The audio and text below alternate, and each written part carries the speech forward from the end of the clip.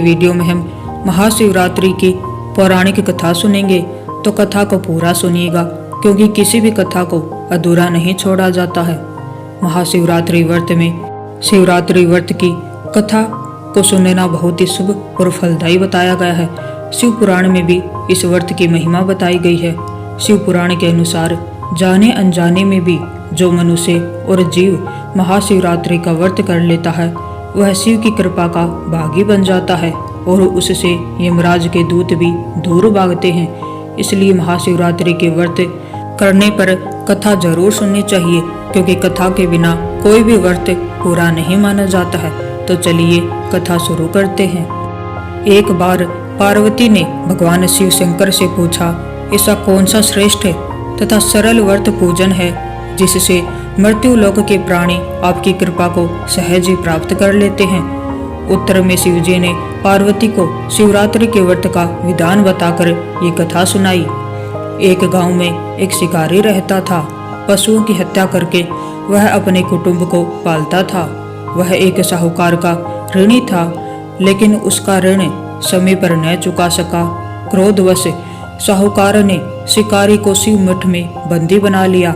संयोग से उस दिन महाशिवरात्रि थी।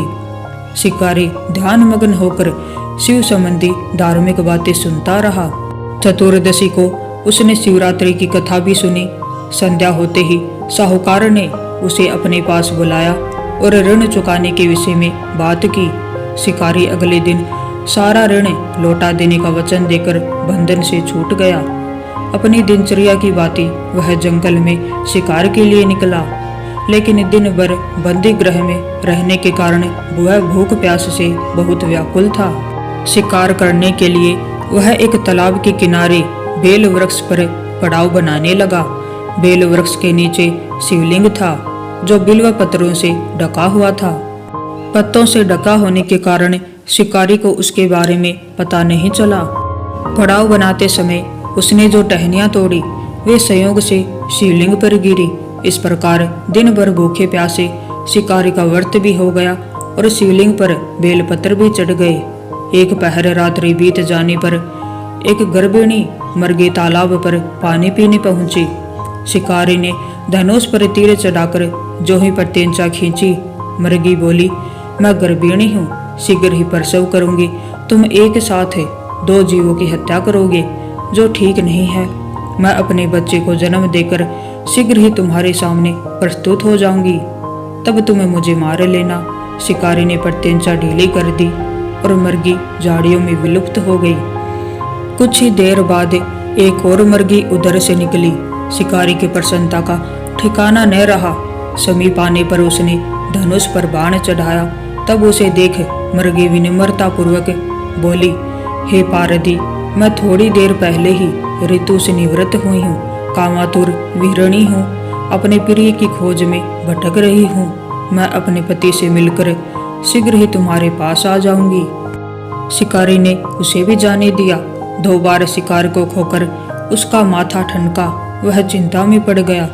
रात्रि का आखिरी पहर बीत रहा था। तभी एक अन्य मर्गी अपने बच्चों के साथ उधर से निकली।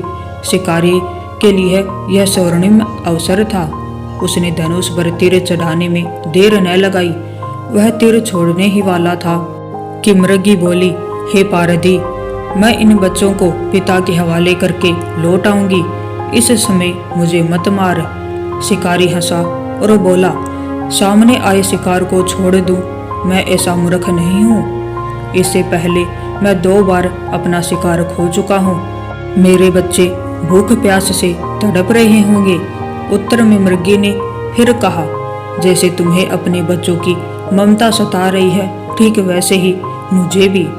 इसलिए सिर्फ बच्चों के नाम पर मैं थोड़ी देर के लिए जीवनदान मांग रही हूँ। हे पार्वती, मेरा विश्वास कर, मैं इन्हें इनके पिता के पास छोड़कर तुरंत लौटने की प्रतिज्ञा करती हूँ। मर्गी का दीन स्वर सुनकर शिकारी को उस पर दया आ गई। उसने उस मर्गी को भी जाने दिया। शिकार के अभाव में बेल वृक्ष पर बैठा शिकारी बेल पत्थर तोड़ तोड़ कर नीचे फेंकता जा रहा था। पौ फटने को हुई तो एक हष्ट पुष्ट मर्ग उसी रास्ते पर आया।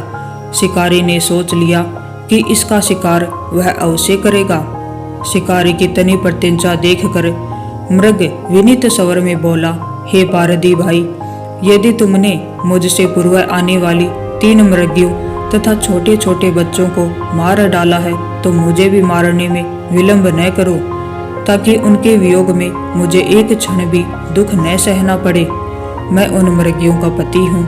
यदि तुमने उन्हें जीवन दान दिया है तो मुझे भी कुछ क्षण जीवन दान देने की कृपा करो।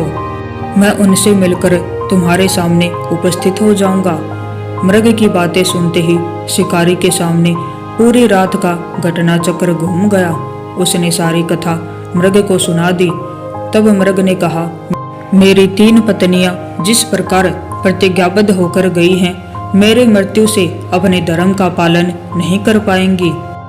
अतः जैसे तुमने उन्हें विश्वास पात्र मानकर छोड़ा है, वैसे ही मुझे भी जाने दो। मैं उन सबके साथ तुम्हारे सामने शीघ्र ही उपस्थित होता हूँ। उपवास, रात्रि जागरण तथा शिवलिंग पर बेलपत्र चढ़ाने से शिकारी का हिंसक हृदय निर्मल हो गया। उसमें भगवत शक्ति का वास हो गया था। धनुष तथा बाण उसके हाथ से सहज ही छूट गए। भगवान शिव की अनुकंपा से उसका हिंसक हृदय कारुणिक भाव से भर गया। वह अपने अतीत के कर्मों को याद करके पश्चाताप की ज्वाला में जलने लगा। थोड़ी ही देर बाद मृग सपरिवार शिकारी के समक्ष उपस्थित हो गया ताकि वह उनका शिकार कर सके। किंतु जंगली पशुओं की ऐसी सत्यता, सात्विकता एवं सामूहिक प्रेम भावना देखकर शिकारी को बड़ी ग्लानि हुई। उसके नेत्रों से आंसुओं की झड़ी लग गई। उस मृग परिवार को न मारकर शिकारी ने अपने कठोर हृदय को जीव हिंसा से हटाकर सदा के लिए कोमल और दयालु बना लिया। देवलोक से समस्त देव समाज भी इस घटना को देख रहा था। घटना की परिणति होते ही देवी देवताओं ने पुष्प वर्षा की। तब शिकारी तथा मृग परिवार को मोक्ष की प्राप्ति हुई। तो ये थी महाशिवरात्रि पर सुनी जाने वाली